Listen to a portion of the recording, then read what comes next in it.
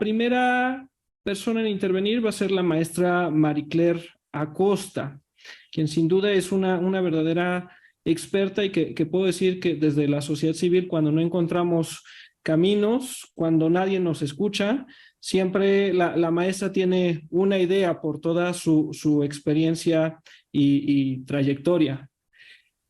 Una breve síntesis curricular: Marie-Claire Acosta, quien presidió el Sistema Nacional Anticorrupción de México en el año 2018, es académica activista, ha desempeñado cargos en el servicio público y es reconocida internacionalmente como experta en derechos humanos. A lo largo de su carrera ha fundado varias organizaciones civiles de derechos humanos y ocupado cargos importantes. Fue directora de Freedom House México, directora para las Américas del International Center for Transitional Justice, asesora especial del secretario general de la Organización de Estados Americanos, OEA, para asuntos de la sociedad civil, así como subsecretaria para los derechos humanos y la democracia en la Secretaría de Relaciones Exteriores durante el gobierno del presidente Fox. Colaboradora durante 6 años de la Oficina de la Alta Comisionada de Naciones Unidas para los Derechos Humanos, a través del Comité de Síndicos del Fondo Voluntario para la Cooperación Técnica, consejera de la Comisión Nacional de Derechos Humanos de 2013 a 2019. Actualmente preside la organización Justicia Transicional México, un espacio de reflexión sobre las posibilidades de promover un proceso de justicia transicional para México. Asimismo, es presidenta de Oxfam México e integrante de la Asamblea Consultiva del Consejo Nacional para Prevenir la Discriminación, cargo que entregó en agosto de 2022. Maestra Marie-Claire, sea usted muy bienvenida. Tiene usted el uso de la voz. Muchas gracias y buenas noches a todos ustedes, o buenas tardes, ya no sé si son tardes o noches, porque como oscurece ya tan temprano. Bueno, yo quisiera hacer una aclaración, quizá para curarme en salud. Yo no soy abogada y tampoco soy penalista. Digo, obviamente. Tengo sí, pues muchos años de trabajar estos temas y algunas ideas y algunas percepciones. Y bueno, espero poder contribuir el día de hoy a la discusión sobre este tema, y además me honra que me hayan invitado y espero poder ser útil con lo que voy a plantear. Bueno, pues ya sabemos que nuestro país atraviesa una crisis brutal de derechos humanos caracterizada pues por el predominio de violencias, atrocidades, delitos graves, pero sobre todo de impunidad. A la mano de todo eso, la impunidad. Desde el año, y bueno, ya las cifras seguramente ya las han escuchado a lo largo de la tarde de hoy y de estos días, pero las voy a volver a repetir. Desde el año de 2006 a la fecha, pues se reporta la desaparición de 75,000 personas.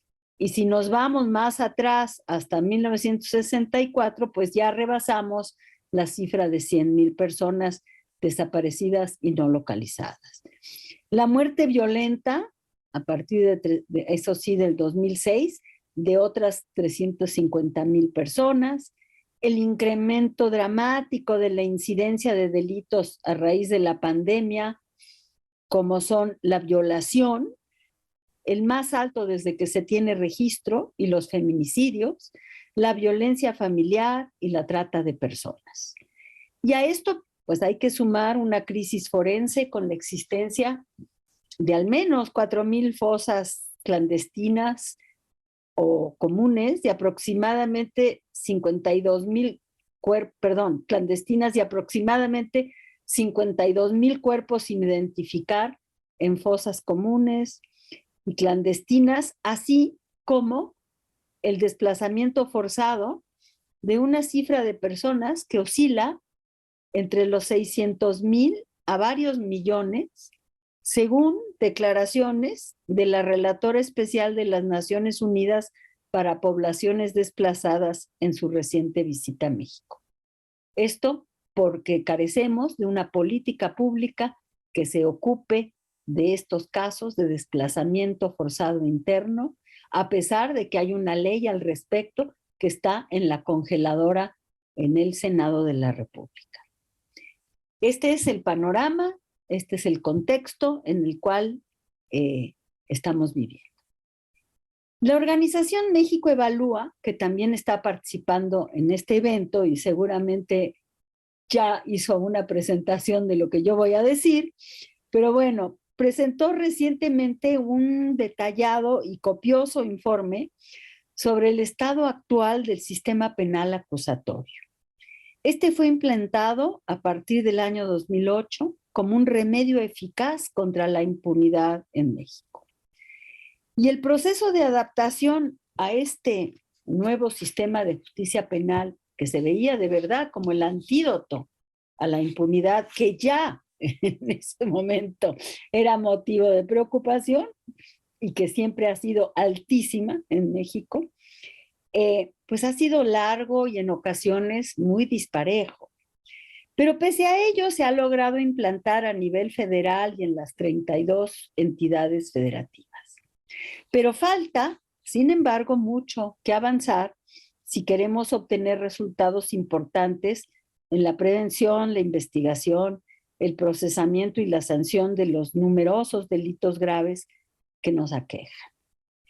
El diagnóstico resalta que de acuerdo con los hallazgos de la Encuesta Nacional de Victimización y Percepción sobre Inseguridad, la ENVIPE del año 2020 del INEGI, que mide los delitos que afectan de manera directa a las víctimas, pues solamente llegan al conocimiento de las autoridades el 10% de estos. Y de este porcentaje apenas se iniciaron carpetas de investigación en el 66.9% de los casos denunciados. Sí, la cifra negra de los delitos es enorme. Un promedio de 93.2 en los años que van, de 2013 a 2020. Y las razones principales por las cuales las víctimas de los delitos no denuncian son atribuibles a las autoridades. En otras palabras, porque reina la desconfianza en estas. Adicionalmente, entonces, al tema de la impunidad, el diagnóstico de México Evalúa resalta como obstáculos para el buen funcionamiento del sistema de justicia penal situaciones como las siguientes. Primero, la militarización de la seguridad pública, que pone en grave riesgo el funcionamiento adecuado del sistema de justicia penal y refiere las casi 1,000 quejas contra la actuación de la Guardia Nacional y las Fuerzas Armadas en el año 2021. Y esto, y lo pone como una paradoja a reflexionar, a pesar de los altos niveles de confianza que las encuestas revelan que la población tiene en general con respecto a la presencia de las Fuerzas Armadas en las calles.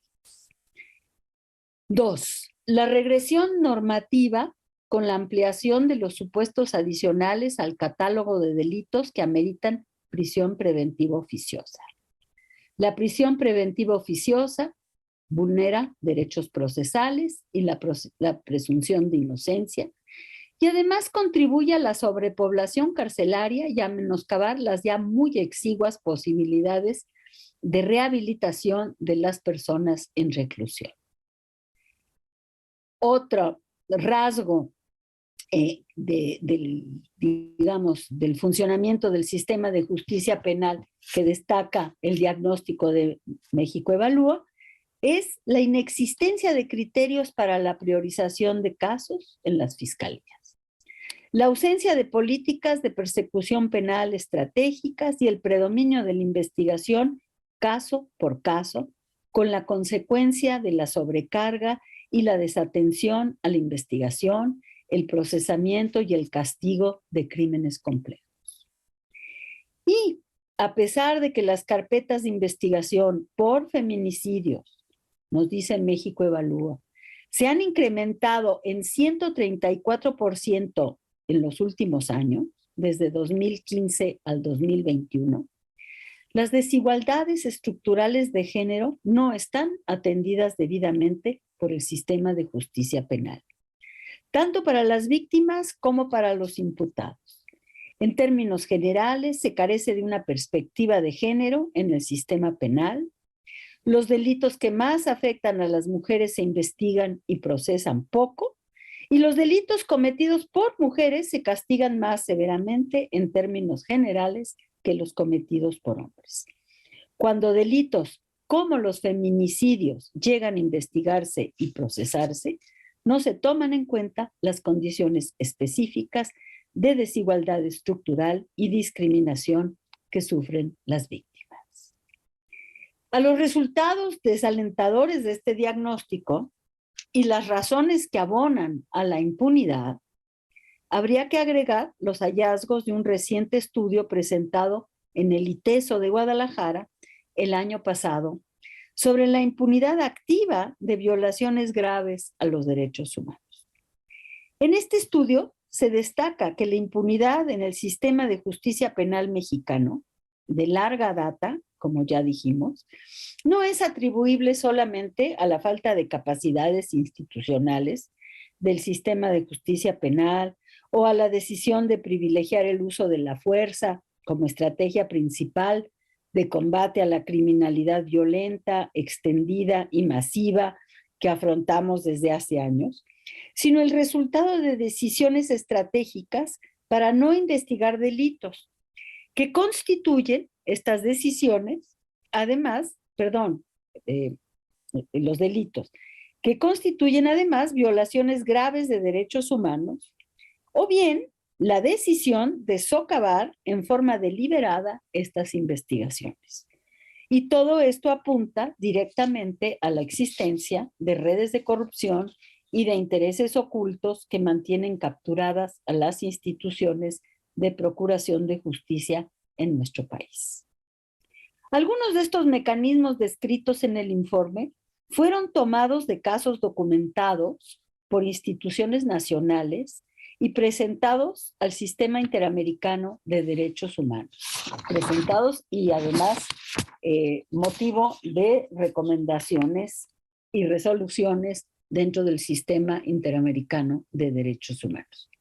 Y las voy a enumerar, por un lado, la alteración de la escena de los hechos y sembrar evidencia falsa. La negativa de las autoridades a recibir denuncias. La intimidación y amenazas a víctimas, familiares y testigos. La presentación de cargos contra las víctimas. La reticencia de las autoridades civiles a investigar a las Fuerzas Armadas. La reticencia a investigar casos de narcopolítica y el intento de manchar la reputación de las víctimas. Y a estos mecanismos añadiría, aunque es el más difícil de documentar y probar, la práctica de fabricar culpables mediante el uso generalizado de la tortura y de tratos crueles, inhumanos y degradantes, señalada por Juan Méndez, el ex relator especial sobre la tortura y otros tratos crueles, inhumanos y degradantes de las Naciones Unidas en su informe sobre México, que le valió terribles críticas y descalificaciones en ese momento por parte del gobierno del país. Bien, vivimos, en suma, una crisis humanitaria y de derechos humanos sin precedente, al menos desde las primeras décadas del siglo pasado.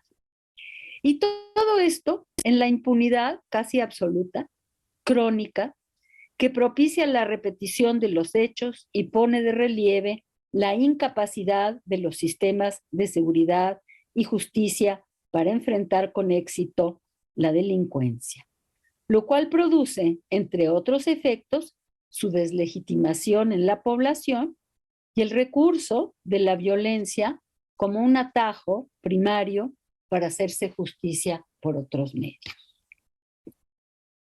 Bien, pues esta situación ha sido evidentemente motivo de gran preocupación por parte, pues, de las organizaciones defensoras de derechos humanos, de algunas instituciones, que hemos estado en los últimos años explorando las posibilidades que puede ofrecer la justicia transicional para esta grave situación de impunidad, en el entendido de que en México estamos todavía muy lejos de poder desatar un proceso de esta naturaleza, pero que hay que irnos preparando para ello con sus modalidades muy específicas, que serán, digamos, las que dicte la realidad de nuestro país y de nuestros procesos políticos. Sin embargo, hacia mediados del año 2018, en el contexto de la contienda electoral para la presidencia de la República, se generaron muchas iniciativas por parte de la comunidad de derechos humanos en nuestro país para hacer una propuesta de algunos mecanismos de justicia transicional que se pudieran ir adaptando. Esto además pues fue alentado en su momento por el presidente electo, Andrés Manuel López Obrador, y esto llevó a que un grupo de organizaciones auxiliada por expertos internacionales y muchas víctimas, presentáramos propuestas para una comisión de la verdad, un mecanismo internacional para el combate a la impunidad, propuestas para la protección de testigos y para la reparación del daño de numerosísimas víctimas de violaciones graves a derechos humanos. Fue un momento en el que se discutieron muchas posibilidades de justicia transicional, incluso en ámbitos académicos, como el caso del CIDE, y que finalmente dieron como fruto el revivir el caso de Ayotzinapa, que como todos sabemos, pues había terminado la investigación y la búsqueda de la verdad del caso de Ayotzinapa, pues había terminado en un fracaso terrible, en un descrédito muy grande, y en la creación de lo que se llamó una verdad histórica que finalmente sabemos que estaba basada en la fabricación de culpables y en el sembrado de pruebas. Entonces, se creó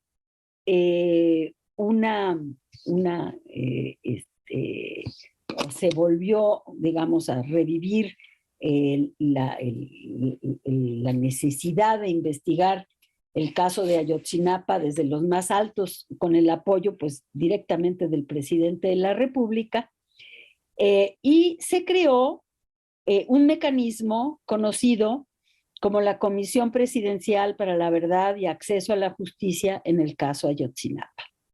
Este fue, digamos, el mecanismo especial pues más importante de todos los que se propusieron en esas fechas por parte de las organizaciones de la sociedad civil.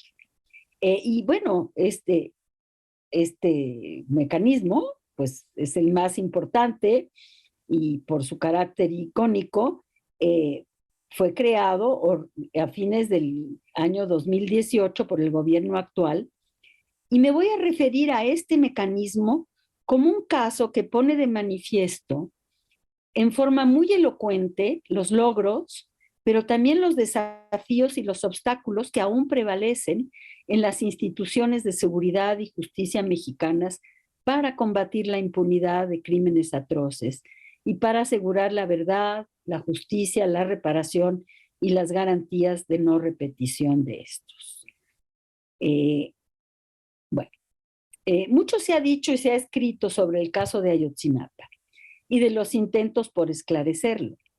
Es un crimen gravísimo que nos interpela a todos, y aunque no pretendo aquí suplantar de ninguna manera a las organizaciones que representan a las víctimas y a sus familias en su búsqueda incansable de esclarecimiento y justicia, sino analizar los resultados de un riguroso trabajo de monitoreo de la investigación del mismo, emprendido por la Comisión Interamericana de Derechos Humanos, a través de diversos mecanismos, como fue el grupo interdisciplinario de expertos independientes, entre otros, a partir de la expedición de las medidas cautelares en favor de las víctimas en el año de 2014. Como ustedes recordarán, a los pocos días de los hechos terribles acontecidos en Iguala, los representantes legales de las víctimas y sus familiares presentaron un pedido de medidas cautelares a la Comisión Interamericana de Derechos Humanos que derivó en la creación de este grupo independiente, interdisciplinario de expertos independientes que acompañó, digamos, la primera etapa de la investigación del caso y de la búsqueda de las víctimas. ¿Por qué estoy haciendo esto? Bueno, esto lo quiero hacer con el ánimo de contribuir al entendimiento de cómo han funcionado las instituciones de seguridad y justicia en un contexto de violencia macrocriminal como en el que prevaleció o prevalece en la región norte del estado de Guerrero y que no difiere mucho de otros contextos similares en muchas regiones de nuestro país. El estudio de caso de Ayotzinapa emprendido por la CID al que me voy a referir es el hecho a través del mecanismo especial de seguimiento de Ayotzinapa y del grupo de acompañamiento técnico. El primero tiene las siglas de MESA y el segundo GAT.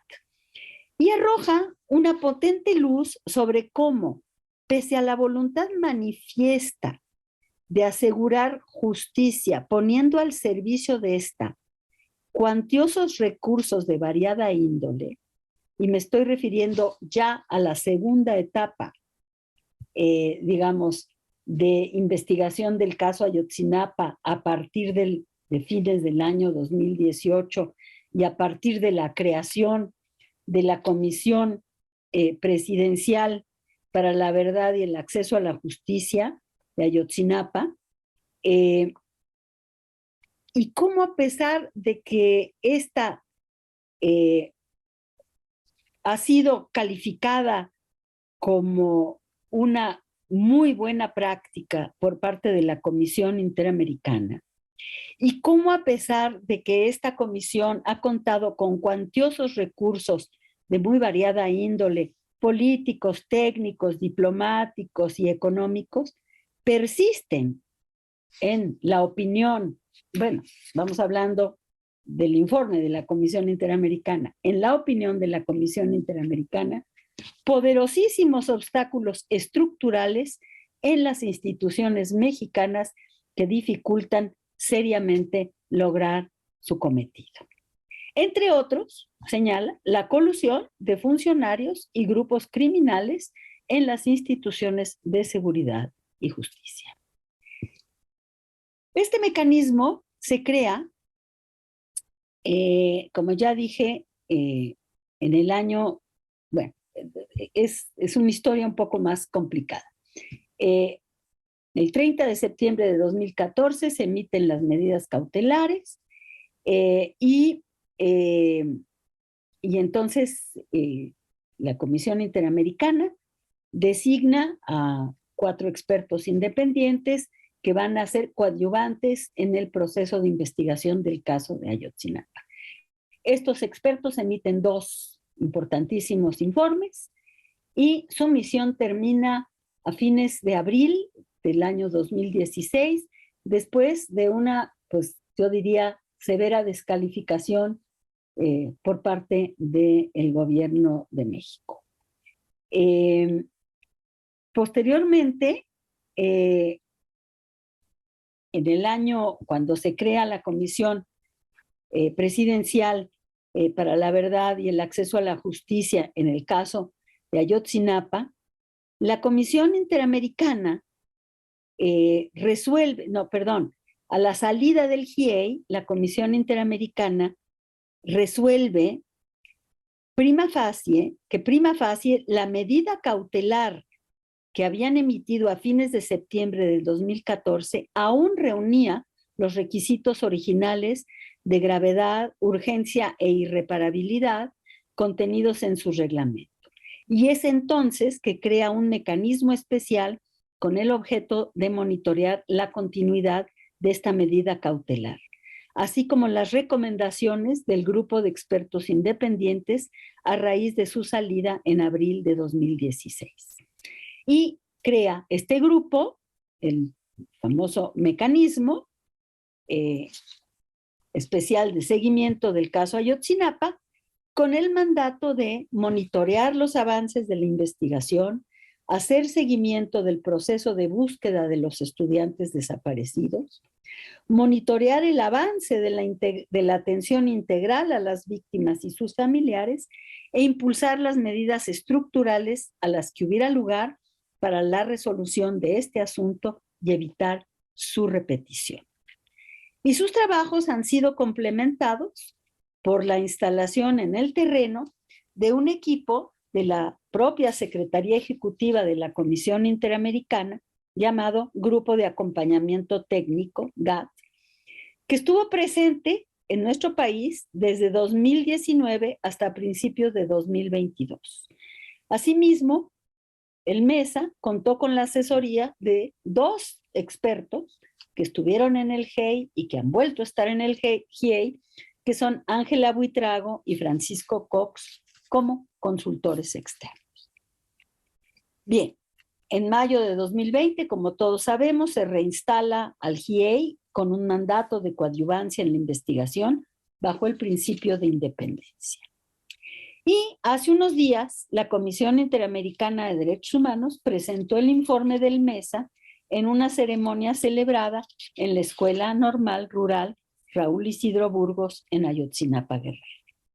No voy a hacer una glosa del informe, pero su lectura me parece indispensable si queremos entender dónde residen los obstáculos para obtener verdad, justicia y reparación de las violaciones graves a derechos humanos, como en el caso de Ayotzinapa y casos similares. Todos conocemos los hechos relacionados con los informes de la COBAG y de la Unidad Especial de Investigación y Litigación para el caso Ayotzinapa, y todos sabemos qué pasó. No me voy a referir a eso, pero sí me voy a referir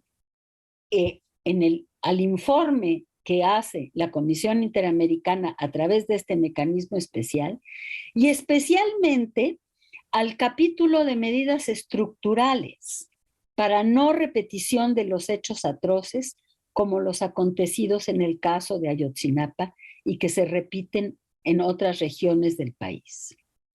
En este capítulo, que me parece verdaderamente importante, la Comisión Interamericana enfatiza nuevamente como un obstáculo estructural y una, digamos, para la verdad y la justicia, la renuencia de las fiscalías a colaborar en la búsqueda y en la identificación de las personas desaparecidas. Pese a los esfuerzos realizados por el Sistema Nacional de Búsqueda y el Mecanismo Especializado de Identificación Forense, la obstrucción en numerosas ocasiones de la información necesaria para las investigaciones de violaciones graves a derechos humanos por parte de las fuerzas de seguridad, la lentitud en la integración de los registros necesarios para la búsqueda y localización de personas desaparecidas en fosas comunes o clandestinas o de víctimas de tortura, y en suma la dispersión de esfuerzos, la fragmentación de los casos en diversas jurisdicciones, la falta de independencia ministerial como motivos de grave preocupación para la Comisión Interamericana. De manera que, y con esto termino, y pido disculpas por esta accidentada presentación, lo que yo quiero resaltar es que los logros y los retrocesos en el caso Ayotzinapa constituyen una importantísima fuente de aprendizaje y de experiencia para quienes buscamos salidas a la grave crisis de derechos humanos que nos aqueja. y a quienes vemos en la cooperación internacional y la implantación de mecanismos de justicia transicional una posible ruta para la rendición de cuentas y el combate a la impunidad en México.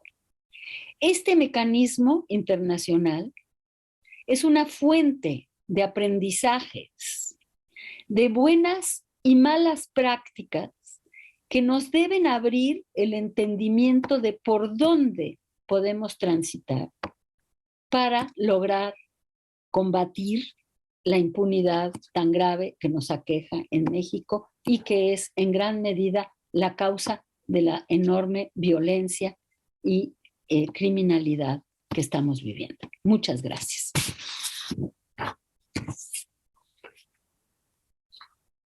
Muchísimas gracias, maestra Marie-Claire Acosta. A reserva de que tengamos algunas otras preguntas de parte de las y los asistentes, desde este momento le plantearía para darle la palabra después de los otros ponentes.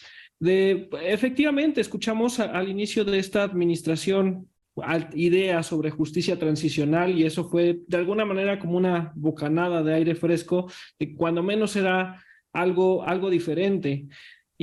Pero como bien ha destacado, en este caso Ayotzinapa, que por supuesto es emblemático, pero desafortunadamente no es único en nuestro país, que ha recibido mucha atención, que ha recibido muchos recursos, pues también ha tenido muchos tropiezos, tanto que el fiscal ha renunciado, casos de tortura, órdenes de aprehensión que fueron retiradas y un larguísimo etcétera. Entonces, la pregunta sería si México está en capacidad de asumir este tipo de mecanismos, tomando en consideración la situación institucional actual para transitar precisamente hacia una situación de combate a la impunidad. Aprovecho para saludar al doctor Luis Rodríguez Manzanera, presidente de la Academia Mexicana de Ciencias Penales, que también ha sido una organización convocante durante estos 23 años de manera ininterrumpida con el Instituto de Investigaciones Jurídicas de la UNAM. Muchas gracias por su presencia, doctor. Cedo el uso de la voz ahora a Susana Martínez Nava, quien es licenciada en Derecho, maestra en Juicios Orales y doctora en Derecho por la Universidad de Guanajuato, en la línea de investigación de política criminal. Cuenta con publicaciones sobre temas de seguridad pública, seguridad nacional, seguridad humana y derechos humanos. Se ha desempeñado como abogada litigante, coordinadora académica a nivel licenciatura y posgrado, así como docente. Ha sido asesora en la Secretaría de la Función Pública, es miembro del Sistema Nacional de Investigadores, consejera consultiva de la Comisión de Derechos Humanos del Estado de Zacatecas y asesora parlamentaria. Actualmente es profesora investigadora de tiempo completo en el Departamento de Derecho de la División de Derecho, Política y Gobierno de la Universidad de Guanajuato. Doctora Susana Martínez tiene el uso de la voz. Gracias por su presencia. Muchas gracias. Muy buenas noches a todas y todos. Agradezco al doctor Sergio García Ramírez, a la doctora Olga Islas de González Mariscal, así como al doctor Luis Felipe Guerrero Agripino y al doctor Leandro Eduardo Astrain Bañuelos por la generosa invitación a participar en este prestigioso evento académico. Saludo también con mucho gusto a la doctora Teresita de Jesús Rendón Huerta Barrera. También es muy grato para mí saludar al doctor Dante Jaime Aro Reyes. Es un placer saludar a la doctora Marie-Claire Acosta Urquidi. Y muchas gracias a usted, señor moderador Eduardo Rojas Valdés. Me congratulo de compartir este foro con personajes tan destacados como los ponentes de la mesa anterior y del día de ayer, así como los subsecuentes. Saludo también a quienes nos antecedieron y muchas gracias a quienes nos ven y nos escuchan vía redes sociales o en la plataforma Zoom. El tema de mi ponencia tiene un tono pesimista que desafortunadamente no contrasta con una realidad muy grave que se vive en México. Me refiero a la inseguridad y a la violencia que impera en mayor o menor medida en muchas zonas de nuestro país y que propone observar una realidad que pocas veces se explora a la hora de diseñar la política criminal en el Estado mexicano. Por esa razón, he denominado esta participación como la ausencia de una cultura de paz en México, presupuesto indispensable para la violencia. Esto nos lleva a preguntarnos cómo generar condiciones para una convivencia pacífica desde lo social, cuando el propio ordenamiento jurídico no contempla la instrumentación de esta condición necesaria. ¿O acaso debe ser algo que suceda a la inversa? Es decir, primero tendríamos que esperar a que exista un contexto de paz social para luego diseñar un orden jurídico no tan utópico y que pueda ser implantado de una mejor manera el imperio de la ley. El binomio de paz y derecho se ha abordado desde una relación teleológica por numerosos tratadistas.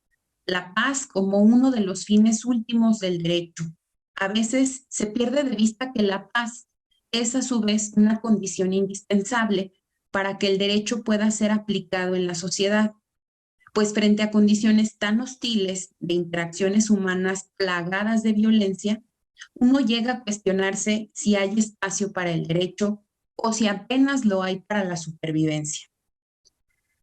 Por el tiempo del que se dispone en esta ponencia, no es mi objetivo abordar con la suficiencia y profundidad que el tema requiere todas las aristas, sino más bien advertir una necesidad y señalar algunas vías para atenderla. Es necesario aclarar que cuando me refiero a la paz, me estoy refiriendo a este concepto en su desarrollo más acabado, en su evolución. El concepto de paz ha sido definido en distintas etapas, primordialmente 4, que intentaré sintetizar de la mejor manera. En la primera etapa, que surge entre los años 30 y 60, a raíz de las grandes guerras, los estudios se dedicaban al análisis de la paz desde una connotación negativa, es decir, la ausencia de guerra y la no existencia de la violencia física. Una segunda etapa inicia con la constitución del Peace Research Institute de Oslo en 1963 y la revista Journal of Peace Research en 1964. La dinámica de investigación de estos centros permitió dar un giro en el concepto tradicional de paz, porque a partir de los análisis que hacen estos institutos, se visibilizan a la paz como positiva, como una alternativa a la violencia estructural. Una tercera etapa, marcada por la década de los 80, fue cuando el padre Felipe MacGregor acuña el término de cultura de paz, valiéndose del impulso de la paz mediante la educación, concibiendo la paz de forma dinámica como una solución justa y no violenta de los conflictos, generadora de un equilibrio en la interacción social, de tal manera que todos los miembros de la sociedad puedan vivir en relaciones armoniosas uno con el otro cuando hay justicia y libertad. Y finalmente una cuarta etapa, en la década de los 90, que da pie a una investigación para la paz adoptada desde una perspectiva holística, integral, completa, que otorga gran importancia a la diversidad como medio para preservar la paz y a partir del aprovechamiento de las aportaciones de la multiculturalidad y el feminismo.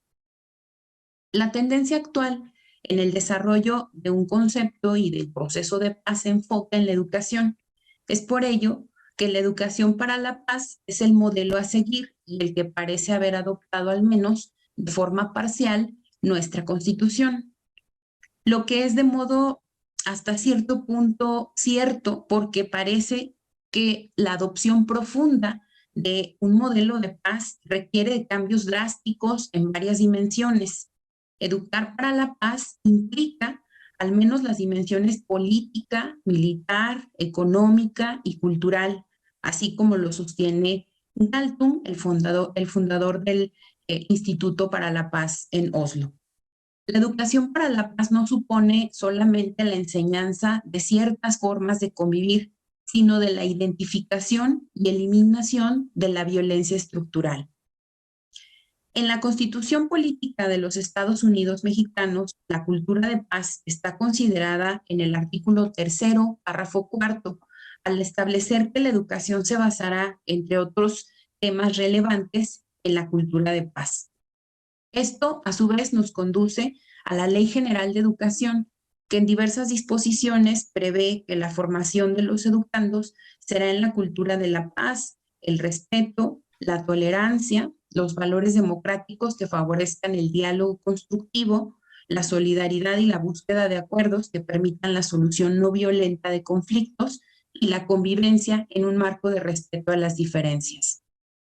Es así que en el artículo 30 y subsecuentes se desarrollan ideas tales como que los contenidos de planes y programas de estudios de la educación que imparte el Estado, los organismos descentralizados y los particulares con autorización y reconocimiento de validez oficial, de acuerdo al tipo y al nivel educativo, serán, entre otros, la promoción del valor de la justicia, la observancia de la ley y la igualdad de las personas ante esta, la cultura de la legalidad, de la inclusión y la no discriminación, de la paz y la no violencia en cualquier tipo de sus manifestaciones, así como la práctica de los valores y el conocimiento de los derechos humanos para garantizar el respeto a los mismos. A su vez, el artículo 74 de esta misma ley prevé que las autoridades educativas, en el ámbito de su competencia, promoverán la cultura de la paz y no violencia para generar una convivencia democrática basada en el respeto a la dignidad de las personas y los derechos humanos, realizarán acciones que favorezcan el sentido de comunidad y solidaridad, donde se involucren a los educandos, los docentes, madres y padres de familia o tutores, personal de apoyo y asistencia a la educación, para atender cualquier violencia que se ejerce en el entorno escolar. Y para cumplir con ello se establecen, entre otras acciones, diseñar y aplicar estrategias educativas que generen ambientes basados en una cultura de paz, incluir en la formación docente contenidos y prácticas relacionados con la cultura de paz, celebrar convenios de cooperación, coordinación y concertación con sectores públicos, privados y sociales para promover los derechos de niñas, niños y adolescentes y el fomento a la cultura de paz. De esta manera, en la visión del Estado mexicano, la cultura de la paz es un paradigma educativo, mismo que se inserta en la Constitución de manera muy reciente, porque se trata de una reforma que tuvo lugar en el año 2019, lo que llevó a la adopción de la nueva Ley de Educación que se publicó en ese mismo año. En el marco internacional hay que reconocer que México ha suscrito numerosos tratados internacionales en materia de derechos humanos, en donde en muchos de los casos la paz se expresa como un derecho, como un principio, como valor y como objetivo. También es de especial consideración reconocer que a partir de la creación de este instituto y del desarrollo de estudios para la paz, se da también una declaración de cultura de paz que ha sido pues también un marco de referencia. Es importante recordar que en pocas constituciones en el mundo la paz se establece como un derecho y la correlativa obligación del Estado de adecuar su orden jurídico para instrumentarla. Actualmente, a nivel local, encontramos ordenamientos en materia de cultura de paz. La del Estado de Jalisco, a nuestro parecer, es la norma que mejor plasma la interacción necesaria en todas las áreas de la administración pública, así como en la función jurisdiccional e incluso desde el poder legislativo, para armonizar las tareas de cada poder en aras de crear condiciones que le permitan al gobierno sentar las bases para que la cultura de paz permee todos los ámbitos. Por ejemplo, esta norma reconoce la violencia estructural, relaciona adecuadamente los conceptos de seguridad ciudadana y humana en el contexto general de una cultura de paz como directriz legislativa y de política pública. Establece una diferencia entre cultura de paz y educación para la paz. A su vez, define el conflicto estableciendo la necesidad de la justicia alternativa como la respuesta más evolucionada, prevé una serie de principios, entre ellos el de la corresponsabilidad, el cual entraña un verdadero reconocimiento no solo de los derechos humanos, sino de los deberes de los gobernados en la tarea tan delicada y compleja de contribuir a su propia seguridad, al formar parte de una colectividad que demanda certezas que es materialmente imposible lograr, sin que implique que los actores sociales también están comprometidos a hacer sinergia con el Estado, ya que son parte integrante de él.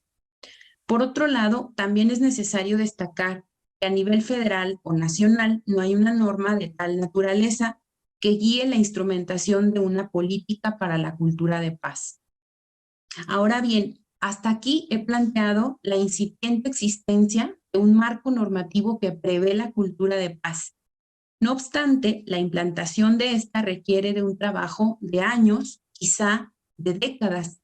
Si tomamos como referencia la reforma constitucional en materia de seguridad y justicia, cuya vacación legis conllevó 8 años, considerando también que se le dio una gran difusión a esta reforma, que hubo un gran movimiento de capacitación, el interés incluso de la embajada norteamericana para generar recursos con el ánimo de que se instrumentara este sistema de justicia. Podemos decir que a la fecha, pues llevamos un avance en la implementación que hasta cierto grado ha sido posible, no sé si decir exitosa, pero al menos la implementación del sistema de justicia penal se ha dado.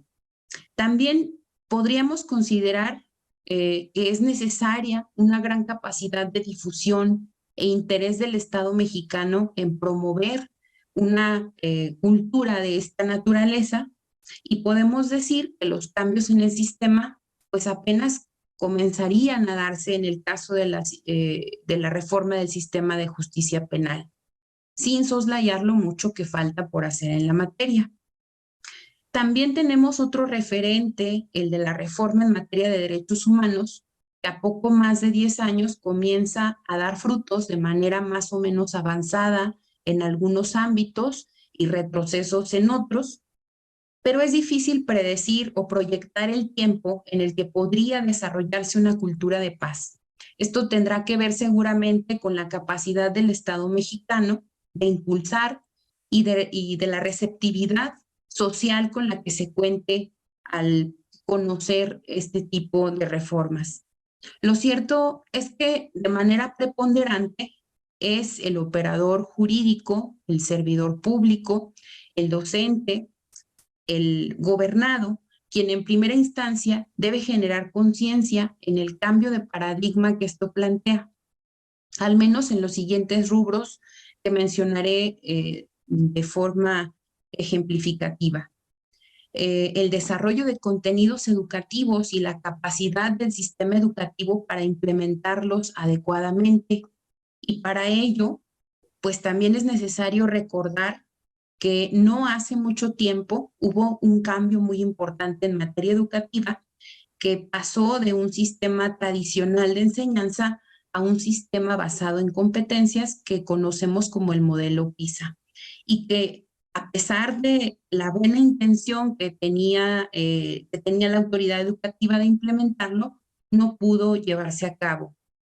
También hablamos de un cambio en las transformaciones de las dinámicas sociales y familiares para lograr una mayor cohesión social. Un cambio en el acento de la política criminal del Estado mexicano ante una expansión del populismo punitivo, el necesario enfoque en las capacidades preventivas y de fortalecimiento, especialmente a lo municipal. La comprensión integral de las problemáticas sociales como un entramado complejo de condiciones que hacen plausible la violencia a causa de la inequidad, el vacío de poder estatal y la consecuente ocupación de grupos de la delincuencia que acaparan esos espacios que corresponden al Estado. Una gestión del conflicto mucho más eficaz, orientada a atender las causas estructurales y no los síntomas de los males sociales. la democratización de las corporaciones policiales y militares, el uso eficiente de los recursos públicos mediante la implementación de políticas públicas con enfoque de derechos humanos. Si con lo dicho hasta aquí no queda claro que la ausencia de este elenco de cambios es un planteamiento dicotómico entre la paz y la violencia, entonces diré que al igual que lo que sucede con el calentamiento global, estamos a muy poco de que la violencia sea un destino sin retorno, ya que como en varias ocasiones lo ha señalado Marcos Pablo Moloesnik, en México se vive una violencia endémica, lo cual significa que la tasa de homicidios es tan alta y sostenida que las condiciones de nuestro país son bastante similares a las de un conflicto armado no internacional, por lo que es impensable que en este momento las autoridades no sean conscientes de la tragedia que se vive y no se tomen medidas que hundan sus raíces en las causas más añejas: la inequidad, el déficit de desarrollo humano, la debilidad institucional, la ausencia de la efectividad estatal para garantizar a tantas personas sus derechos. Si bien es cierto, es necesaria la actuación decidida del Estado para hacer frente a la delincuencia, lo cual es insoslayable y ha quedado muy claro en la mesa que nos antecedió, al mismo tiempo es necesaria la existencia de políticas que aseguren los derechos de los más vulnerables. Esto podría permitir que el Estado democrático no vea su ocaso, sino su fortalecimiento. Con esto, de ninguna manera se afirma que las personas en mayor precariedad sean más proclives a la comisión de ilícitos, sino más bien que las personas más vulnerables sufren el menoscabo de sus derechos de manera más frecuente y más profunda, con escasas posibilidades de que encuentren apoyo de parte del Estado. Tal es el caso de las infancias atraídas por la criminalidad, de los migrantes que son objeto de tráfico, de las mujeres que son víctimas de esclavitud sexual, de las desapariciones forzadas, las cometidas por particulares, de las y los comerciantes que sufren el cobro de derecho de piso, de los cientos de miles de personas, en su mayoría agricultores, que experimentan el desplazamiento forzado de sus comunidades. Y así podría continuar dando múltiples ejemplos de cómo los más desprotegidos son los más marginados. Desde luego, no resulta fácil distinguir derechos humanos de paz. Conceptual y metodológicamente, la paz es una condición y consecuencia de la vigencia de los derechos. Más allá de la dimensión jurídica que la paz pueda tener, es necesario reconocer todas las dimensiones que adquiere: social, política, económica, cultural. En cada una de ellas, el elemento jurídico es relevante, pues permite reconocerla, nombrarla, determinar las obligaciones respecto de ella, los actores, las estrategias y las relaciones que permiten realizarla, o al menos señalar los caminos para transitarla. Por esa razón, se considera que un marco jurídico, si bien no es un decreto con el cual la realidad se modifique por sí sola, sí puede ser el elemento que permite establecer con claridad un concepto amplio, obligaciones específicas, parámetros definidos y medibles para que actores sociales y políticos movilicen recursos, pongan en marcha acciones que hagan posible el anhelo social de vivir con dignidad. Muchísimas gracias y yo quedo a sus órdenes. Muchas gracias, doctora. Igualmente voy anticipando una pregunta de parte de uno de nuestros asistentes que va ligado a la mesa anterior y con lo que menciona al final, en el sentido de si la legislación penal tiene un papel o no en la construcción de esta paz, y si en específico las medidas de combate a la delincuencia organizada tendrían un papel, un rol en esta construcción de paz, doctora. Presentaré a continuación a nuestro tercer ponente, que se trata del doctor Dante Jaime Haro Reyes.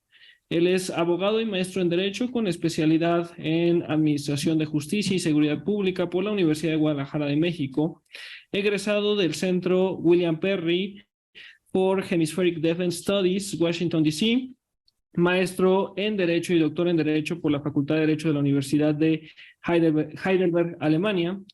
Fue presidente del Consejo Consultivo de Seguridad Ciudadana de Guadalajara, fiscal de Derechos Humanos de Jalisco, secretario técnico del Consejo para Prevenir y Eliminar la Discriminación y enlace del Mecanismo Nacional para Protección de Periodistas y Defensores de Derechos Humanos. Cuenta con la certificación internacional en Cultura de Paz y Gestión Vinculativa por el Centro de Estudios en Estrategia y Políticas Públicas de Buenos Aires y también tiene la certificación internacional en Educación para la Paz por el International Peace Institute y Fundación Pax Humana. Es director del Centro Público de Medios Alternativos de Solución de Controversias y actualmente es miembro del Sistema Nacional de Investigadores Nivel 2 del CONACYT y primer defensor de los derechos universitarios en la Universidad de Guadalajara. Doctor, bienvenido, por favor. Muchas gracias. Buenas noches para todas y para todos. Un verdadero privilegio el poder tener la oportunidad de a través de la virtualidad en esta sesión tan importante, en esta jornada que hemos tenido, agradecer a las instituciones y sobre todo a las personas que hacen posible esto, desde luego al doctor Sergio García Ramírez, al doctor Luis Felipe Guerrero Agripino de la Universidad de Guanajuato. Quiero agradecer desde luego muy sentidamente a mis colegas, compañeras, que me siento muy honrado, panelistas que el día de hoy puedo coincidir, a la doctora Susana Martínez Nava, a la maestra Maricler Acosta y a la doctora Teresita de Jesús Rendón, muchas gracias. Y desde luego a Eduardo Rojas Valdés, gracias por la oportunidad que se me da en esta jornada. Quiero yo, como bien se ha tomado, quiero primeramente agradecer pues que ya se ha, a final de cuentas, avanzado mucho en lo que yo voy a señalar.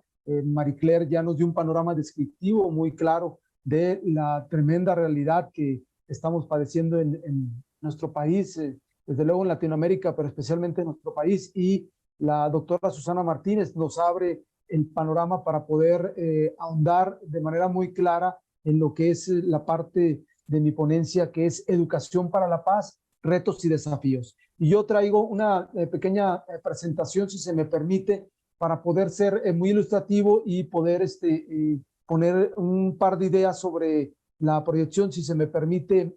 Se trata de lo siguiente, que es la parte importante.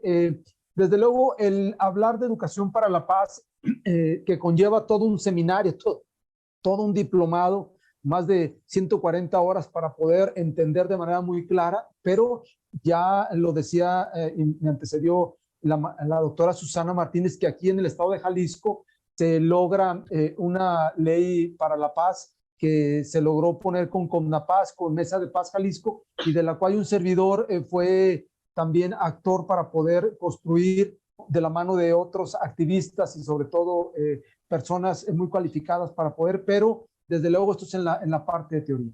Hay que decir que nada es más valioso que la paz, y este es un punto de enorme necesidad que tenemos como estamos viviendo hoy en nuestro país, y desde luego es un valor desde luego básico para la existencia, conectado desde luego con todos los niveles que tenemos. Y hay que decirlo que en nuestra realidad, a través de las situaciones que se dan en el gobierno federal, en los gobiernos locales, desde luego que es una antítesis de lo que se quisiera. Y afecta esto a las dimensiones interpersonal, intergrupal, la parte nacional, desde luego no se diga internacional, y es un proceso dinámico, no estático, el que se tiene.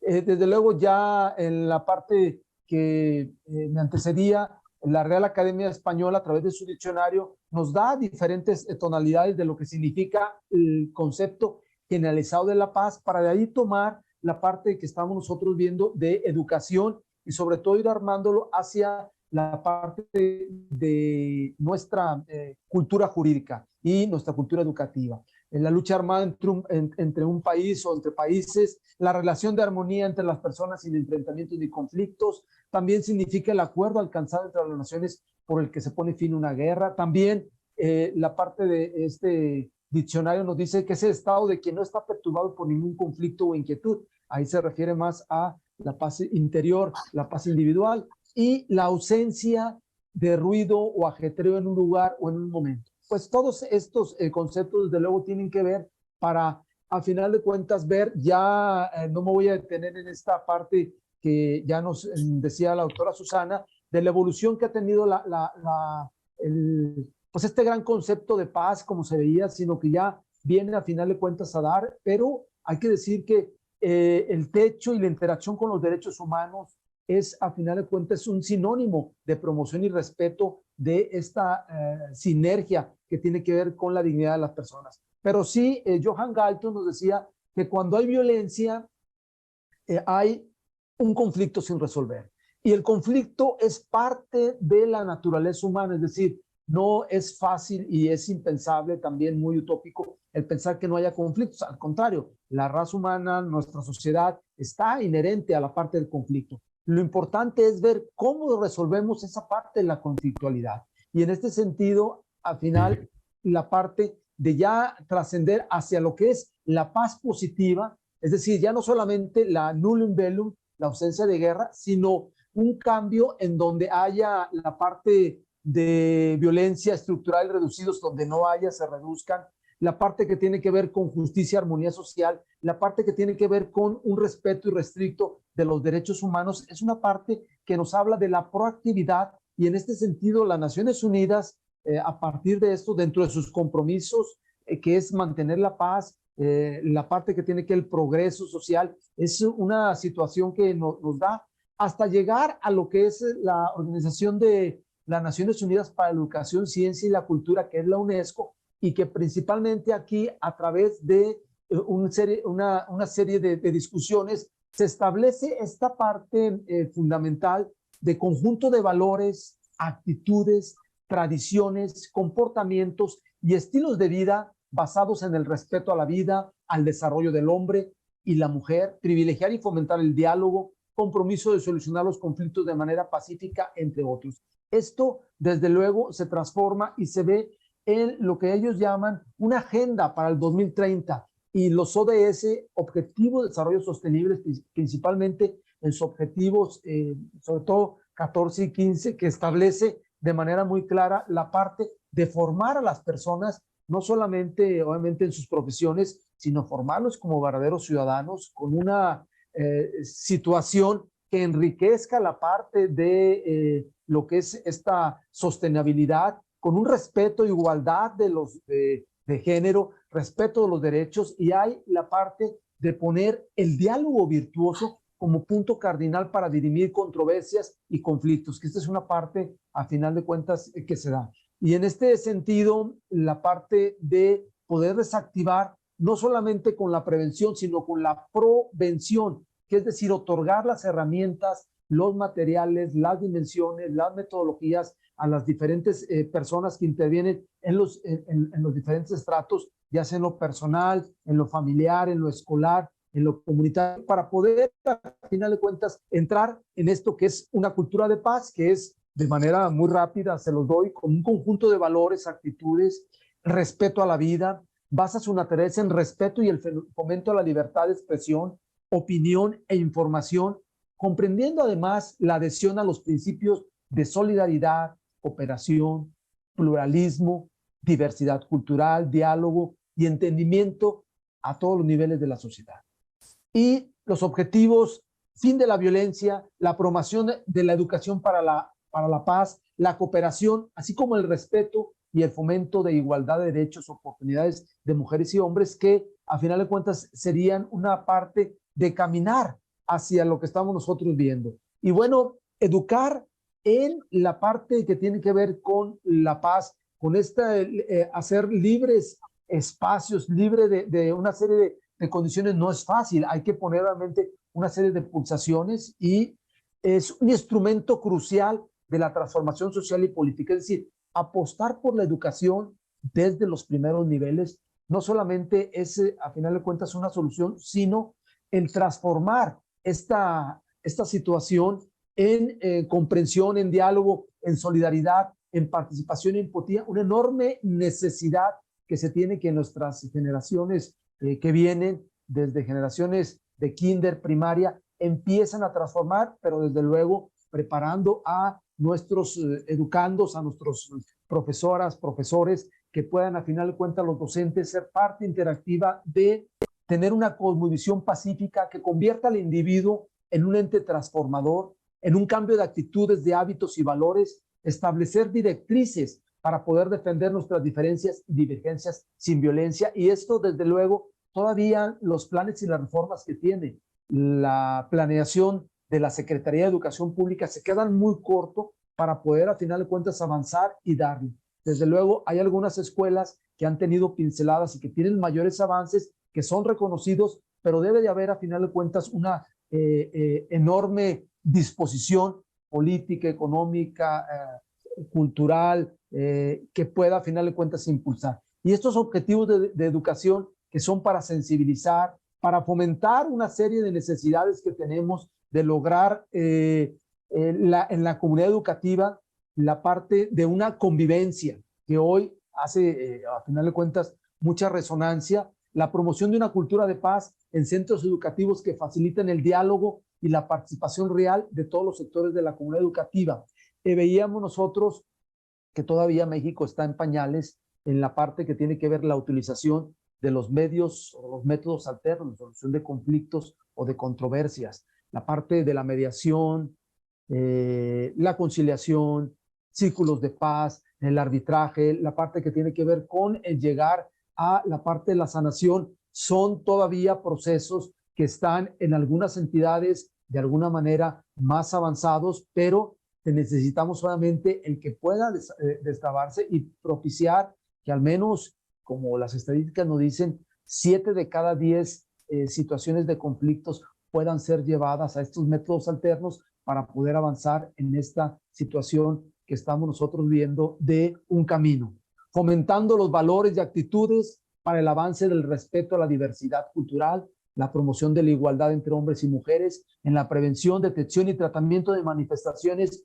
violentas, especialmente de discriminación. Esto, desde luego, lo llevamos de manera muy clara para poder decirles a ustedes que existen 4 ejes de la educación para la paz. El primero es aprender a conocer. El segundo, aprender a hacer. Tercero, aprender a vivir juntos y después aprender a hacer. Desde luego, hay la situación y recomendación de primero aportar información fidedigna para interpretar correctamente la realidad. Los, en este caso, alumnas, alumnos que están, desde luego que estos conocimientos son parte fundamental en la formación que vayan a tener, y en este sentido, el mostrar la verdad, enfrentar al engaño y la desinformación, es decir, se hablaba obviamente que tiene que complementarse en la educación que tenemos las competencias que se dan. Estas competencias que muchas veces hacen una individualidad, pero que si no es bien encauzada esa individualidad, es destructiva. Es decir, soy yo el ganador y el otro, al final de cuentas, es el sumiso, y eso abre una estricta brecha de desigualdades que, a final de cuentas, tienen que venir a presentarse desde edades tempranas. Enfrentar el engaño y la desinformación, el que puedan educarse para la disidencia, la indignación, la desobediencia responsable, la elección con conocimiento y la crítica, es fundamental que se pueda tener, a final de cuentas, todos estos elementos para poder discernir. Luchar contra la pereza y la tendencia al conformismo y el silencio es una parte importante. La participación ciudadana, que aquí, a final de cuentas, con esa pequeña frase que hay, de que en la medida de que los ciudadanos puedan estar alzando la voz a través de las ONGs, de organizaciones, a través de la colectividad, a través de barrios, de sus colonias, a través de sus ciudades, a través de su propia realidad, ¿quién mejor que conoce la realidad que ellos que están viviendo en su localidad? Puedan, a final de cuentas, de la mano con los tomadores de decisión, de la mano de las autoridades, de la mano de las policías, se pudiera convertir en un círculo virtuoso que hoy tenemos, que no se denuncia, porque no se tiene confianza, y como no hay denuncias, porque no hay la confianza, entonces no se investiga, y porque no se investiga, no se llega a final de cuentas a detener, y este círculo, pues a final de cuentas defectuoso, círculo vicioso que se tiene que a final de cuentas que empezar. Desde luego, hacen falta muchos incentivos para que haya una participación ciudadana. Ahorita hay más desincentivos para que no participen los ciudadanos, están a final de cuentas, se tienen que salir de su zona de confort, y en este sentido tienen que buscarse muchísimos métodos para poder ver la participación ciudadana, no solamente cuando les afecte en lo individual o en la parte de sus seres queridos, en su entorno, es cuando se meten a final de cuentas a dar, sino tiene que haber desde luego el enfrentamiento a las crudas realidades que ya se nos mostraban, en donde a final de cuentas eso está, no está bien que suceda, tiene que a final de cuentas levantarse la voz, y no es sino con la participación ciudadana como a final de cuentas se pueden revertir muchas cosas. También la cooperación, la confianza y la creatividad, el movilizar a la gente, eliminar la sospecha, la ignorancia, los estereotipos, las imágenes de enemigo, acabar con el miedo y la parálisis, hacer un concepto nuevo al desarrollo, aprender a reconocer los intereses del oponente, la empatía, la sensibilidad, una serie de cuestiones que al final de cuentas estaríamos tardando todo un seminario para poder ver estos 4 ejes de educación para la paz, y que desde luego nunca es tarde para poder cambiar el chip desde la parte de los niños, niñas, pero hasta los jóvenes, los adolescentes, los adultos mayores. Muchas veces, a final de cuentas, hace falta mucho por hacer, y esa es una parte importante. Y dentro del análisis propositivo, ¿cómo puedo construir una cultura de paz y respeto? Y esto son sugerencias, desde luego, que se hacen desde el entorno, no solamente académico, sino de social, y se requiere de la participación de todos y de todas los que estamos involucrados en el contexto en que nos desarrollamos. La concientización del respeto como principio fundamental y básico, el establecer como la principal ruta para la resolución pacífica de conflictos el diálogo y la mediación, en la medida de lo que sea posible, desde luego que delitos de alto, en este caso, de graves delitos de derechos humanos, la parte que tiene que ver con asuntos muy sensibles, cuando hay menores de edad involucrados, es difícil, a final de cuentas, que haya mediación. Inclusive en la ley para las mujeres a una vida libre de violencia está prohibida la mediación en diversos aspectos que tienen que ver con el acoso, el hostigamiento sexual, no se pueden mediar, eso es claro. Pero hay otros en donde se tiene que, a final de cuentas, que trabajar en buscar esta sensibilidad de dirimir a través de la voluntariedad una serie de circunstancias, y desde luego en la parte de la educación, platicando con Maestros por la Paz, platicando con CONAPAZ, que es la organización, a final de cuentas, nacional de paz, el involucrar al entorno, sobre todo a los padres, madres de familia, así como a tutores en actividades, talleres y conferencias relacionadas con la cultura de paz, es un paso indispensable que se tiene que dar. Y esto me quedo con las 3 dimensiones que tiene que haber. La dimensión personal, es decir, no se puede tener paz si no tengo yo una tranquilidad. Buscar hacia el interior que uno se encuentre en paz, con una serie de, a final de cuentas, de foras, de reflexiones que se tienen que dar. La siguiente dimensión es la dimensión familiar, es decir, en la familia, en la parte del entorno, en donde uno, a final de cuentas, se desenvuelve en la parte que tiene que ver con seres queridos, es otra parte importante para poder dar. Y la parte social, comunitaria, en el caso de los alumnos que se mueven en una comunidad universitaria, en una comunidad escolar, buscar esa tranquilidad, esa especie de diálogos que se den en espacios de propicios para poder dar enseñanza, aprendizaje. En la parte de la sociedad, el poder al final de ver con los vecinos, con la comunidad, es una parte importante que, aunque parezca a final de cuentas mínimo, es una parte que se tiene que avanzar, dadas las condiciones como se encuentra nuestra realidad. Gracias, y estoy atento para sus consideraciones. Muchas gracias. Gracias a usted, doctor. Tenemos una pregunta del público para que nos la pueda responder, por favor, al final de la siguiente intervención. Estamos acostumbrados también a estos procesos restaurativos de los que mencionaba que suelen darse en contextos en los cuales las personas, pues de alguna manera están obligadas o al final el contexto las lleva a mantener relaciones entre sí. Pero preguntan si pudiera hablar o alguna experiencia acerca de construcción de la paz en espacios no controlados o formales, ¿sí?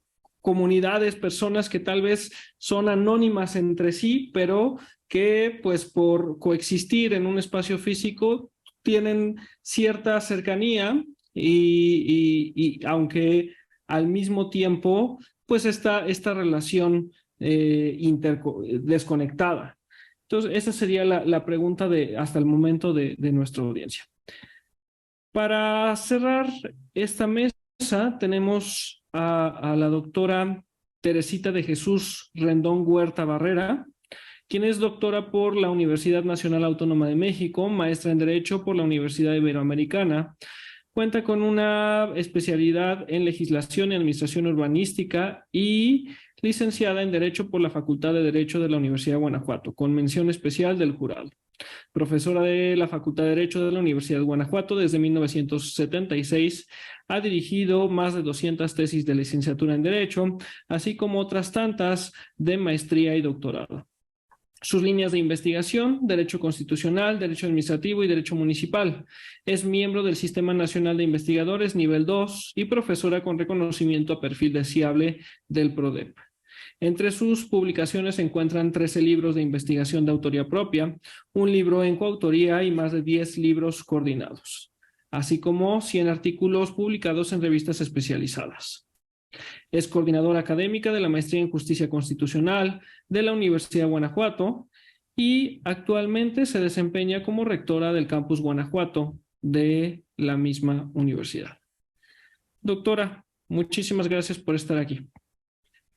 Muchas gracias. Muy buenas noches a todas y a todos. Ya a estas alturas de la tarde estarán ustedes cansados, pero vamos a compartir algunas reflexiones que son complementarias a todo este panorama tan interesante que se ha expuesto en las anteriores mesas. Quiero agradecer a todas las instituciones participantes en la organización de estas jornadas y de manera particular agradecer a las personas que las hacen posibles.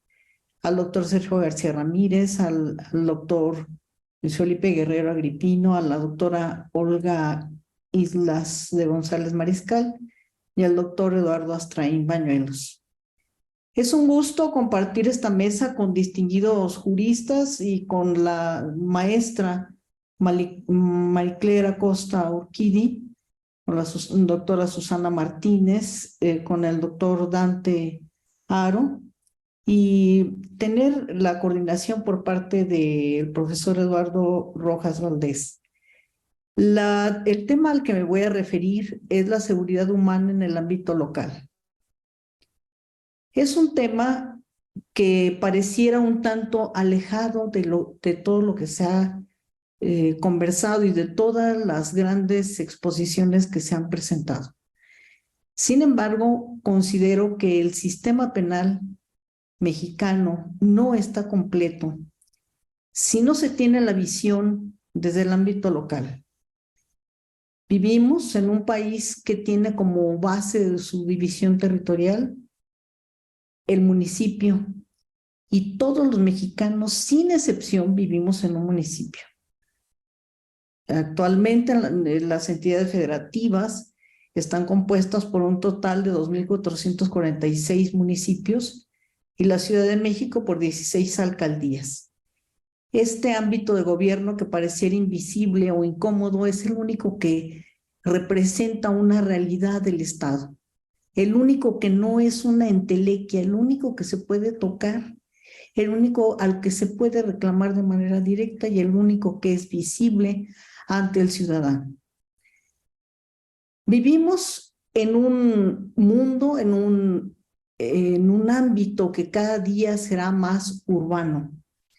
Las comunidades rurales tienden a desaparecer. Actualmente, en el total de la población mundial, el 50%, más del 50%, vive en una ciudad. lo cual nos indica la importancia de esta institución milenaria para la solución también de estos grandes conflictos en materia de seguridad y en materia de justicia penal. En las 2 últimas décadas predomina un nuevo concepto de seguridad. Hemos pasado de aquella construcción del famoso gendarme, hombre con armas, el policía uniformado con una macana que hacía justicia, entre comillas, a un ámbito en el cual se va construyendo un nuevo concepto de seguridad que es a base de las contribuciones de los organismos internacionales, de los gobiernos, de la comunidad académica, de las organizaciones de la sociedad civil y de las organizaciones intergubernamentales. Y este nuevo concepto pretende dirigir la atención hacia 2 puntos muy importantes, que por una parte la supervivencia y por otra la dignidad humana, como elementos fundamentales del desarrollo, de la paz y del progreso. Si estamos en esta línea, esta sería una manera de desarticular la violencia. ¿A través de qué? A través de la educación, del arte, de la cultura. Creo que nos falta mucho ver hacia esta parte como parte también integral de este sistema de justicia penal. Porque la justicia no solamente se hace dentro de las fiscalías, dentro de los juzgados, dentro de los tribunales, sino también se hace a través de una justicia social que permita el alcance de la cultura a los que menos tienen. En ese sentido, quiero manifestar mi gran admiración por la obra del doctor Luis Rodríguez Manzanera, que ha sido un permanente promotor de lo que es el análisis de las condiciones de los factores criminógenos que dan por resultado la formación de los conflictos dentro de la sociedad. A efecto de cumplir con los imperativos en materia de derechos humanos, es preciso que los gobiernos locales, los municipios de manera concreta y las alcaldías evolucionen el concepto de seguridad pública y que muden hacia el concepto de seguridad humana.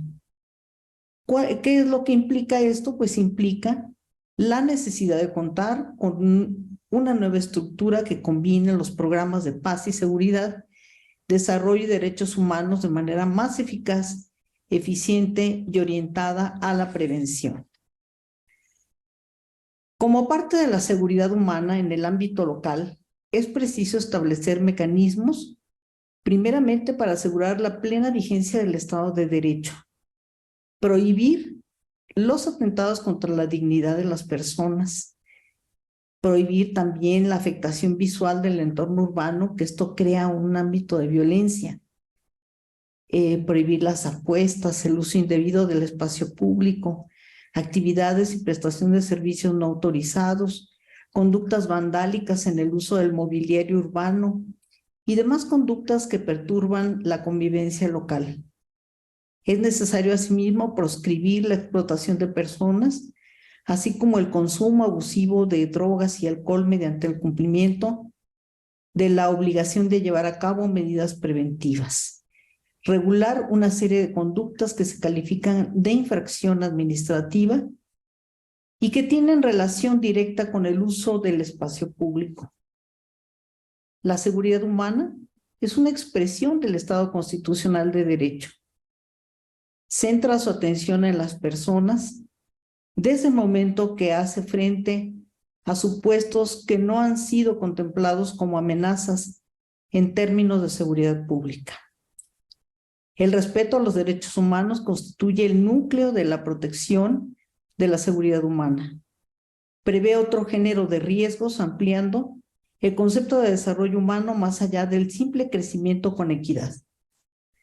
Fomenta los principios democráticos y el desarrollo al propiciar que las personas participen en las estructuras de gobernanza y hacer que su voz sea escuchada. La seguridad humana no solo es posible asentada en un desarrollo sustentable, o sea, es importantísimo que para que exista una seguridad humana haya desarrollo sustentable. No podemos vivir en un ambiente lleno de polución, en un ambiente en donde hay una apuesta por la destrucción de la naturaleza, puesto que eso también conduce hacia la violencia. Esto supone en diferentes niveles para todos los integrantes de la sociedad, contra riesgos y amenazas físicas, de ingresos, educativa, habitacional, sanitaria y ambiental. La apropiación de la seguridad humana como política pública en el ámbito local nos debe llevar a conducir a los municipios a soluciones integrales mediante acciones coordinadas entre el gobierno y la ciudadanía, advirtiendo que no puede quedar anclado a una visión ancestral basada en el régimen de policía, justicia y cárcel, que hoy resulta del todo insuficiente para la represión del delito en su vertiente preventiva. La seguridad humana como política pública en el orden municipal deberá orientarse a la implementación de estrategias estructuradas para cada necesidad y de las cuales deriven diversos programas que incluyan al sector oficial, comunitario y privado. La conclusión a la que arribamos después de esta reflexión es que estamos frente a un gran reto cultural, que es la creación de un modelo de seguridad basado en el paradigma de protección a los derechos humanos y que va acorde a lo expuesto tanto por la doctora Susana Martínez como por el doctor Dante Haro. Un reconocimiento a ese panorama tan catastrófico y tan importante y analizado a profundidad por la maestra Marie-Claire Acosta. Por mi parte, agradezco mucho el valor de su atención. Muchísimas gracias. Muchas gracias, doctora. Sin más, doy la voz en el orden en que dieron intervinieron. Primero a la maestra Marie-Claire Acosta, además de la pregunta que ya le había planteado, y aunque ya vi que mencionó algunas líneas en el chat, le preguntan si desde su experiencia,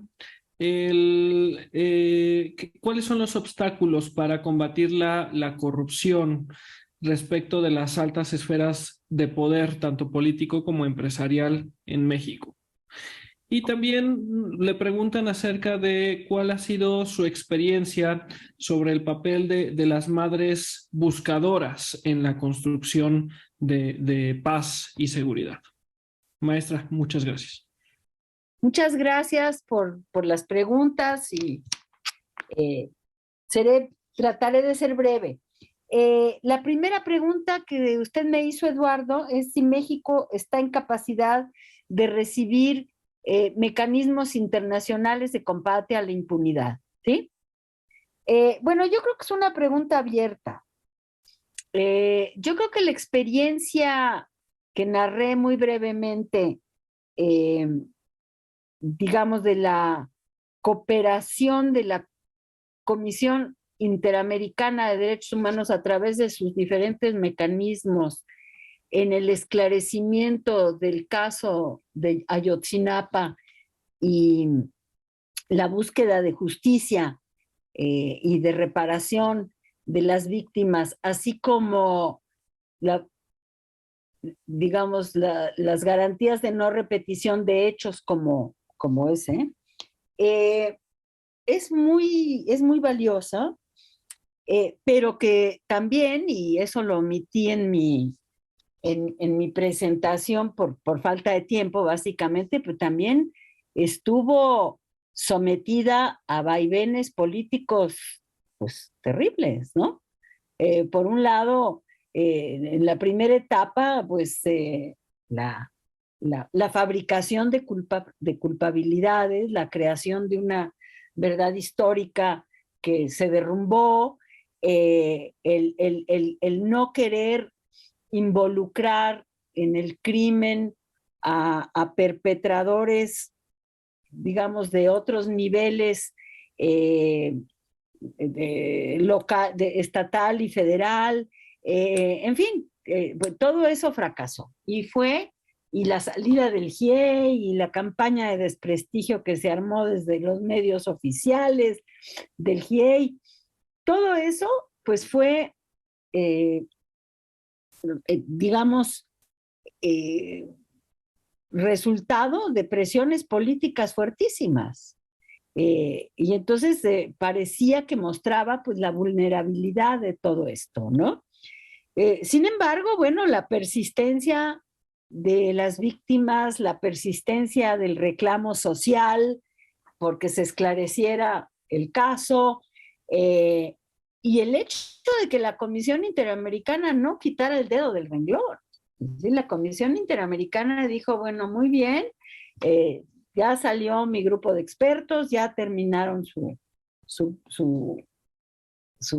mandato, pero nosotros vamos a seguir y vamos a seguir monitoreando y interpelaron al Estado mexicano y lograron pues seguir monitoreando la investigación.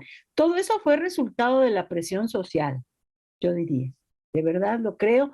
Y desde luego del trabajo de las organizaciones que defendieron a las víctimas y que las siguen defendiendo, ¿no? Como el Centro PRO y Tlachinolan, etc. Y luego viene la segunda etapa en la que, bueno, con todos la fuerza del Estado, el compromiso personal del presidente de la República, que se reunía con las víctimas periódicamente, la cantidad de recursos que se desplegaron y otra vez, pues, se descarrila por motivos políticos. El asunto, ¿no? Pues que hemos sido testigos de esto en los últimos meses. Sin embargo, pues es una pregunta abierta. La Comisión Interamericana publica su informe y las víctimas siguen presionando y no sabemos qué va a pasar, si va a continuar o no va a continuar. Bueno, el GIEI se reduce a la mitad, pero siguen trabajando. Entonces, es una pregunta abierta, pero a mí lo que me parece importante y quiero destacar es que un mecanismo de esta naturaleza, porque hay que ver ese informe, hay que ver la cantidad de iniciativas que se hicieron de todo tipo, es verdaderamente impresionante. Han sido 8 años de estar encima de un caso, de capacitar a los operadores de justicia, de participar en las búsquedas, en fin, un montón de cosas de las investigaciones, pues lo que hace es un diagnóstico extraordinario, de verdad, de la problemática, de la búsqueda de verdad y justicia y reparación, y de las lecciones aprendidas, y de las oportunidades, y de las buenas y malas prácticas, y finalmente define una hoja de ruta que creo que vale la pena pues conocer y ver si se puede seguir. Pero creo que finalmente todo depende de la capacidad de organización y de presión de las víctimas y de la sociedad. Yo diría eso. Con relación al sistema anticorrupción, pues creo que ya contesté eso en el chat. ¿Cuáles son los obstáculos más importantes para combatir de manera eficaz la corrupción de la clase política empresarial? A partir de mi experiencia en el Sistema Nacional Anticorrupción, bueno, el mundo del control a la corrupción es enorme, ¿eh? Yo soy ahora sí que humilde defensora de los derechos humanos, así que hablaré desde mi perspectiva, pero lo que sí puedo decir, hicimos una propuesta de política anticorrupción que se puede consultar y que fue el resultado de un trabajo enorme de consulta nacional con expertos, con organizaciones de la sociedad civil, etcétera.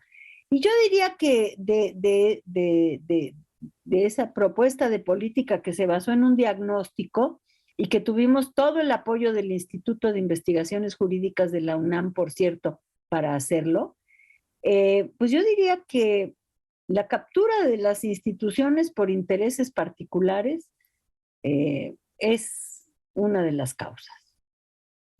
La discrecionalidad de las normas, la falta de participación ciudadana, la impunidad, otra vez volvemos al tema de la impunidad, la debilidad de la democracia, sobre todo la debilidad de los contrapesos y sistemas de fiscalización, la debilidad en muchos casos de la independencia judicial, el financiamiento ilegal, muchas veces por delincuencia organizada de campañas electorales. Bueno, pues en fin, creo que en Guanajuato ha habido experiencias muy terribles en ese sentido, incluso de candidatas a gobiernos municipales que fueron acribilladas en plena campaña, que eso tiene que ver con la presencia de la delincuencia electoral, perdón, de la delincuencia organizada en estos procesos. Bueno, todo eso son las causas, pues, de la corrupción. ¿Cuál es mi opinión de las madres buscadoras? Yo creo que las madres buscadoras son, pues yo diría, la reserva moral del país. Así de fácil. O sea, pues son las que están sosteniendo la civilidad y que están además reemplazando al Estado en sus funciones básicas, fundamentales. Es todo mi respeto a las madres buscadoras. Es lo que yo podría decir. Y perdón porque ya creo que ya tomé mucho tiempo. Y hay 3 colegas que también tienen muchas preguntas que responder. Así que muchas gracias. Gracias, doctora. Doctora Susana Martínez Nava, por favor, a la pregunta que ya le había formulado, se le suma de cuál es su opinión acerca de la intervención de la Guardia Nacional y de las Fuerzas Armadas en un intento porque construyan también paz. Esa sería la otra pregunta. Gracias. Muchas gracias. Si no mal recuerdo o no mal entendí la pregunta planteada al final de mi presentación, es que ¿cómo podría contribuir el derecho penal a la construcción de paz, verdad? Así es. Muy bien. Pues yo creo que el derecho penal contribuye a la construcción de paz en la medida en la que se adelgaza, en la medida en la que reconoce la imposibilidad que tiene para resolver todos los conflictos que se le atribuyen o que se pretenden resolver desde el derecho penal. Y bueno, creo que advertimos la insuficiencia, la incapacidad del derecho penal para atender tantas demandas sociales, pero que desafortunadamente es utilizado pues especialmente desde el poder ejecutivo, desde el poder legislativo, para satisfacer de forma populista esas demandas de seguridad y de justicia que en realidad no se encuentran de forma efectiva en él. Entonces, contribuye en la medida en la que reconoce pues la incapacidad que tiene para resolver los problemas sociales. Creo que también puede contribuir desde el establecimiento de mecanismos alternativos de solución de controversias y de justicia restaurativa, pero pues ese es un tema que también es complejo de abordar, toda vez que nuestro país no ha sido completamente insertada la justicia restaurativa en el ámbito penal como debiera serlo. Por otro lado, creo que también es importante el tema que se menciona respecto del papel de las Fuerzas Armadas en la construcción de paz. Yo creo que sin duda es indispensable el uso de la fuerza, el uso racional y proporcional de la fuerza, cuando no existen condiciones para establecer ni las más mínimas posibilidades de vigencia de la autoridad, del Estado de Derecho. Es necesario que se lleve a cabo, pues cuando menos un control que permita el establecimiento de esa paz, pero esa no es una paz duradera, esa no es la paz a la que nos referimos en el sentido más acabado. Las Fuerzas Armadas deben democratizarse para jugar un verdadero rol de paz. En nuestra sociedad, las Fuerzas Armadas tienen una legitimación social muy amplia, casi del 80%, porque han jugado un papel importante en la construcción del Estado mexicano. Pero hoy se pone en riesgo ese capital social que se ha formado en virtud a que se ven expuestos pues a los poderes de corrupción, los poderes fácticos que amenazan la fortaleza de una institución tan noble como el ejército. Entonces, yo creería que es más una labor que viene desde la sociedad, desde el gobierno civil, la que puede hacer posible una construcción de paz en ese sentido más acabado al que nos hemos referido el día de hoy. Y bueno, pues para ser concreta y darle paso a los siguientes ponentes, con esas respuestas me quedaría. Muchas gracias. Gracias, doctora. Doctor Dante Aro Reyes, a la pregunta que ya le había formulado se le suma en su opinión, ¿cómo debería ser la impartición de una educación más humanizada? Misma pregunta que también se la formulan a la doctora Teresita Rendón Huerta. Por favor. Muchas gracias por la oportunidad. Bueno, pues aquí lo importante que estamos nosotros señalando es, en primer término, que el educar para la paz debe de contener una serie de características propias, pero hay que decirlo que de manera urgente deben de reformarse los planes y los programas educativos que se tienen, sobre todo en edades tempranas, que permitan la propia sociabilización de los beneficios que puede traer a largo plazo el poder educar en estas circunstancias de propiciar diálogo, de dirimir controversias, de otorgarle esa provención a las y los estudiantes. En ese sentido es una parte importante que hay que decirlo, que es muy importante que podamos señalar. Y la otra pregunta que se me hacía sobre los ejercicios, un servidor fungió como parte de presidente del Consejo Consultivo de la capital de Jalisco, de Guadalajara, y en esa zona metropolitana que tuvimos la oportunidad de estar en un cargo honorífico, pero a cargo de eso, lo que veíamos es que para poder llevar cultura de paz y la participación ciudadana, se necesita, a final de cuentas, que la gente, la ciudadanía se pudiera involucrar. Y en este sentido, la parte muy importante que veíamos es buscar, por ejemplo, en la recuperación de espacios públicos, parques o algunas plazoletas en donde se involucraran vecinos, donde les costara, al final de cuentas, el involucramiento, y desde drogadictos, desde, a final de cuentas, una serie de convivencias, se logró de manera muy clara el poder apropiarse de esos espacios. Y la otra es centralizar los espacios en cuanto a lo que son la parte que tiene que ver con los agentes, es decir, las personas, ya sea hombres o mujeres, convertirlos en promotores de paz, embajadores de paz, que puedan, al final de cuentas, sociabilizar. Eso es lo que pudiera yo decir y estoy a la orden. Gracias. Gracias, doctor. Doctora Teresita Rendón, la misma pregunta acerca de su opinión sobre cómo construir una educación más humanizada. Igualmente tenemos otra acerca de, en su opinión, cuál es el papel del policía municipal en la construcción de paz y seguridad. Adelante, doctora. Sí, muchas gracias. Bueno, en primer lugar quisiera comentar que la educación humanista debe partir de la esencia de la persona, de los valores del ser humano.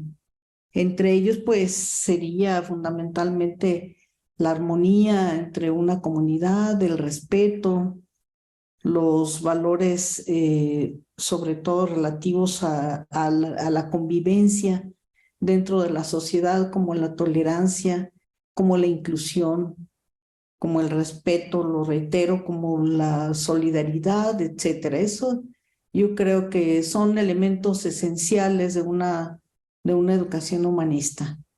En torno al papel de la policía municipal dentro de este, o sea, en el contexto de la pregunta, pues lo que pasa es que yo considero que la policía preventiva, que es la policía municipal o la policía de proximidad, no es una policía persecutora de delitos. Su esencia es, pues desde los tiempos de la Roma antigua, con los líctores, era la conservación del orden y la paz pública en el entorno más inmediato. Entonces, atribuirle facultades en torno a temas ya de, digamos, de persecución de delitos, es desvirtuar la naturaleza, la esencia misma de lo que constituye la policía de proximidad.